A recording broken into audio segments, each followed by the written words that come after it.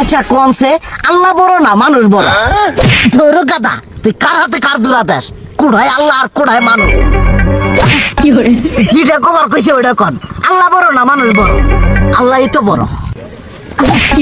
আল্লাহ বড়, তাহলে আল্লাহর কথা না হইনা মানুষের কথা শুনেন কে? তুই কি কইতাছস? কি আর আল্লাহর কথা মানে না মানুষের কথা মানে? হ্যাঁ, কি আর মানুষের কথা শুনেন তাই না?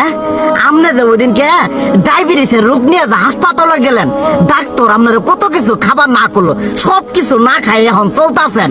তাহলে আল্লাহ যে আপনারে কইছে যে হারাম খাবার না, সুদ খাবার না, কই আপনি তো কাম কাজ বাদ দিয়ে এলাকার মধ্যে টাকা পয়সা না গায়ে খালি ওইলে দিয়েই খান, নিজেরা টেও হালাল ভাবে কামাই করেন না, ওই সুদও তো না করে টাকা করে লাভ আহে ওইলে দিয়ে দিয়ে চলেন আর পেটটা বড় বানাইছেন। শুনেন একটা কথা কই, হারামের কোনোদিন আরাম নাই।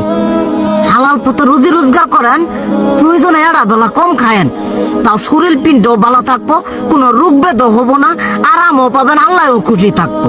তুই আমার এইভাবে বুঝাবি আগে কইলি না কে? আসলে এই বিষয়টা তো আমি কখনো মাথায় এইভাবে নিইনি যে আমাদের কখনো ডাক্তার নিষেধ করলে ঠিকই আমরা নিষেধ মানি, কিন্তু উপর আল্লাহ যে কত কিছু নিষেধ করে দিয়ে সেটা মানি না। আর এই যে হারাম পথে টিয়া পয়সা কামাই করতেছেন, শরীরের মধ্যে দুনিয়া রোগ বেত হয়েছে, দেখা যাইতেছে যা টিয়া হারাম পথে কামাই করতেছেন তার তো বেশি টিয়া মনে করেন জ্বলে যাইতেছে গা বেশি। আজকের পর থেকে আমি আর এই হারাম সুদ খামো না, আমি হালাল পথে চলবো, হালাল টাকা পয়সা ইনকাম করবো। এতে করে যদি একবেলা কমও খাইতে হয় তবুও খামো, তবু আমি আর এই হারাম পথে চলবো না। আচ্ছা ঠিক আছে।